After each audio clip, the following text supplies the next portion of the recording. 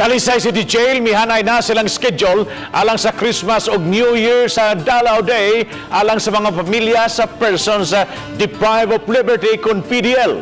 Ano ang report?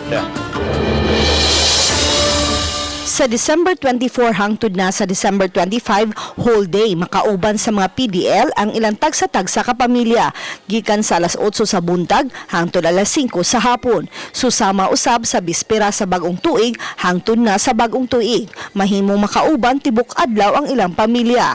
Dinhi makadungan sila og salo-salo ning adlaw sa Pasko o bagong tuig. Magdagi na sila gilang food kay muram na sila mag-picnic pa na sa lito during that occasions. Sa normal days, ang dalaw sa Talisay City Jail gikan sa adlaw Martes hangtod Biyernes, gikan alauna sa hapon hangtod alas 5 sa hapon. Kaya ang adlaw Lunes, maong schedule sa mga PDL nga manglimpyo sa ilang tagsa-tagsa ka selda. Apan sa adlaw Sabado ug Domingo, mamahimo silang mabisita alas 8 sa buntag hangtod alas 5 sa hapon.